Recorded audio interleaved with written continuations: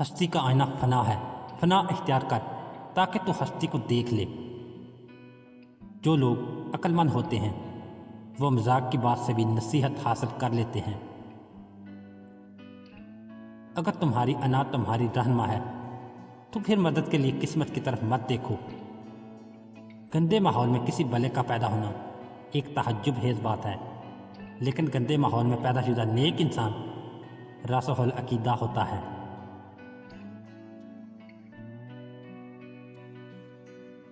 اپنے آپ کو خاموشی کے ساتھ اس پرکشش کی طرف کھینچنے دو جس سے تم حقیقی پیار کرتے ہو۔ یہ عجیب تماشا ہے کہ چراغ زندگی غم سے بھی بجھتا ہے اور خوشی سے بھی۔ بلبل کو اس کی سریلی آواز اور میٹھے گیت کے لیے قید کر دیا جاتا ہے۔ کیا کسی نے سنا ہے کبھی کسی کوے کو بھی پنجرے میں ڈالا ہو؟ کوئی آئینہ دوبارہ لوہے میں نہیں بدلتا، روٹی دوبارہ گندم نہیں بنتی، پکا ہوا انگور پھر سے کھٹا نہیں ہو جاتا۔ اسی طرح اپنے آپ کو بالغ بنا لو اور بری تبدیلی سے محفوظ ہو جاؤ، ایک روشنی بن جاؤ۔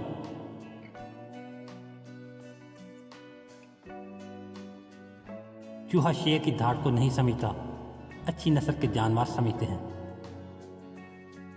صرف دل سے ہی تم آسمان کو چھو سکتے ہو۔ یاد رکھو، جہالت کے اقرار کی ذلت جہالت کے فخر سے بہت بہتر ہے۔ صبر خوشی کی چابی ہے۔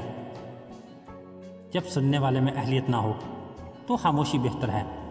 اسرار و حکم نااہلوں کو نہیں سنائے جاتے۔ اچھا بولنے کے لیے پہلے اچھا سننا ضروری ہے۔ ایک انسان کو پہلے سننا چاہیے، اسی سے بولنے کا فن سیکھنا چاہیے۔ زمین کی اچھائی یا برائی کا معیار اس کی پیداوار ہے۔ خیالات دل کی زمین کی پیداوار ہیں، ان سے دل کی اچھائی یا برائی معلوم ہو جائے گی۔ کھانے کے لیے ایک لقمے میں ایک بال یا ریت کا ذرہ آ جائے تو پورا نوالا پھینک دیا جاتا ہے، تو پھر تمہاری روح کیسے آلودہ غذا برداشت کر سکتی ہے؟ نیک لوگوں کے ساتھ مکر کرنا آسان نہیں۔ جو لوگ آخرت کی دولت کے مالک ہیں ان کی عقلوں پر کوئی جادو مکاری اور فریب پردہ نہیں ڈال سکتا۔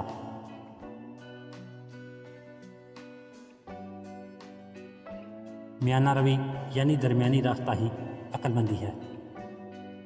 شہوت کا سانپ ابتدا سے ہی مار ڈالو ورنہ یہ کبھی اسدہ بن جائے گا۔ لازوال خوبصورتی صرف دل کی خوبصورتی ہے۔ اگر کامیابی حاصل کرنا چاہتے ہو تو مسلسل محنت کرتے رہو۔